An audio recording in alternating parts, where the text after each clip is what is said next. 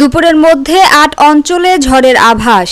দেশটির ৮টি অঞ্চলের উপর দিয়ে দুপুরের মধ্যে ঝড় বয়ে যেতে পারে বলে জানিয়েছে বাংলাদেশ আবহাওয়া অধিদপ্তর। মঙ্গলবার দুপুর ১টা পর্যন্ত দেশের অভ্যন্তরীণ নদী বন্দরগুলোর জন্য আবহাওয়ার পূর্বাভাসে এ তথ্য জানানো হয়েছে। এতে বলা হয়েছে, যশোর, খুলনা, বরিশাল, পটুয়াখালী, নোয়াখালী, কুমিল্লা, চট্টগ্রাম এবং কক্সবাজারের উপর দিয়ে দক্ষিণ পূর্ব দিক থেকে ঘন্টায় ৪৫ থেকে ৬০ কিলোমিটার বেগে অস্থায়ীভাবে দমকা বা ঝড়ো হাওয়া সহ বৃষ্টি অথবা বজ্রসহ বৃষ্টি হতে পারে। এসব এলাকার নদী বন্দরকে ১ নম্বর সতর্ক সংকেত দেখাতে বলা হয়েছে। এদিকে আজ সন্ধ্যা ৬টা পর্যন্ত আবহাওয়ার পূর্বাভাসে বলা হয়েছে, খুলনা, বরিশাল, চট্টগ্রাম ও সিলেট বিভাগের অনেক জায়গায় এবং রংপুর, রাজশাহী, ঢাকা ও ময়মনসিংহ বিভাগের কিছু কিছু জায়গায় অস্থায়ীভাবে দমকা হাওয়াসহ হালকা থেকে মাঝারি ধরনের বৃষ্টি অথবা বজ্রসহ বৃষ্টি হতে পারে। সেই সঙ্গে সারা দেশের কোথাও কোথাও মাঝারি ধরনের ভারী থেকে ভারী বর্ষণ হতে পারে। সারা দেশে দিন